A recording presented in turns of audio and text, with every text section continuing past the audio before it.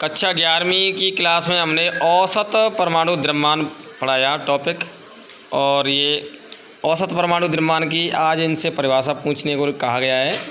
तो देखिए, ये सभी विद्यार्थी इस परिभाषा को याद कर चुके हैं। इनकी परिभाषा पूछ लेते हैं, कौन सा विद्यार्थी बताता है। हाँ जी, कौन बताएगा औसत परमाणु द्रव्यमान की परिभाषा? हाथ खड़ा कीजिए। कौन कौन बताएंगे? हाथ खड़ा करो। चलो बताइए। सचिन कुमार राजपूत बताइए।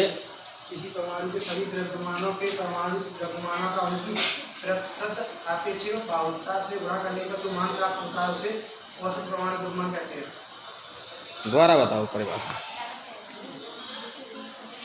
किसी परमाणु के सभी समस्थानिकों के परमाणु द्रव्यमानों का उनकी प्रतिशत आपेक्षिक बाहुल्यता से गुणा करने पर जो मान प्राप्त होता है उसे औसत परमाणु द्रव्यमान कहते हैं। बिल्कुल सही बताया।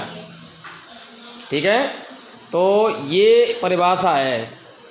कोई भी परमाणु है या तत्व है, ठीक है, तो उस तत्व के जितने भी समस्थानिक हैं, क्या हैं? समस्थानिक।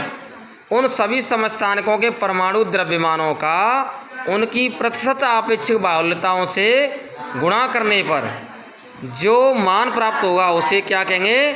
औसत परमाणु द्रव्यमान कहते हैं। तो देखिए, मैं इसको औसत परमाणु द्रव्यमान को मैं एक कार्बन का उदाहरण लेकर के समझा सकता हूँ। जैसे कार्बन समस्थानिक है, और कार्बन समस्थानिक मतलब कार्बन तत्व है। कार्बन तत्व के 3 समस्थानिक होते हैं, 6C12, 6C13 और 6C14।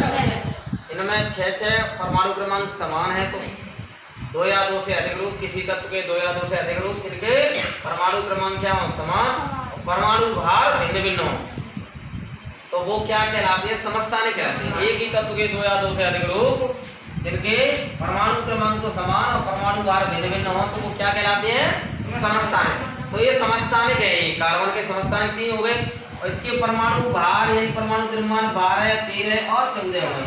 और इनकी आपेक्षिक बाहुल्यता देखेंगे तो ये कार्बन का C12 समस्थानिक है, 98.892% पाया जाता है प्रकृति में। और ये 1.108% पाया जाता है प्रकृति में। और ये 2 × 10⁻10% में पाया जाता है। अब देखो, कार्बन का औसत परमाणु द्रव्यमान निकालना है, तो इस कार्बन के सभी समस्थानिकों के परमाणु द्रव्यमानों का उनकी प्रतिशत आपेक्षिक बाहुल्यता से क्या कर देंगे? गुणनफल कर देंगे। और फिर गुणनफल कर देंगे तो उन गुणनफलों का योग करेंगे, ठीक है।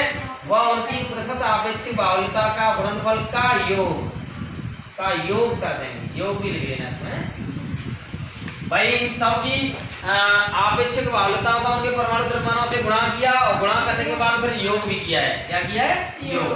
तो देखो, हमने 12 × 98.892 प्लस 13 × 1.108 प्लस 14 × 2 × 10⁻10 कर दिया है भाई। यहाँ पर ये परमाणु द्रव्यमान हो गया 12, और इसकी आपेक्षिक बाहुल्यता 98.892, ठीक है। और प्लस दूसरा समस्थानिक है, उसका परमाणु द्रव्यमान 13 हो गया, उसकी आपेक्षिक बाहुल्यता 1.108 प्लस तीसरा समस्थानिक 13 वाला है, वो 14 वाला है, तो उसका परमाणु द्रव्यमान 14 और उसकी आपेक्षिक बाहुल्यता 2 × 10⁻10, ठीक है। तो ये तो आपेक्षिक बाहुल्यताओं का गुणा किया है उनके परमाणु द्रव्यमानों से। और शुरुआत में परमाणु द्रव्यमान है 12 का गुणा उसकी आपेक्षिक बाहुल्यता से कर दिया, ठीक है। ऐसे ही उसके परमाणु द्रव्यमान 13 का गुणा आपेक्षिक बाहुल्यता से कर दिया, तो ये आ गया।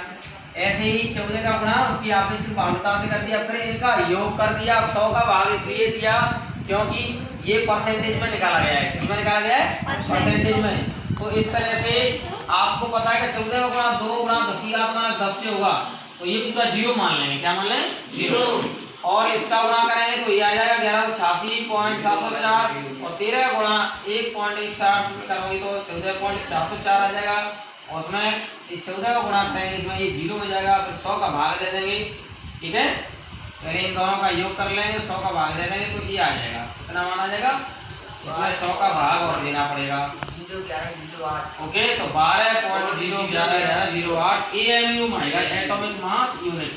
तो ये कार्बन का औसत परमाणु द्रव्यमान इतना आया 12.01108 AMU।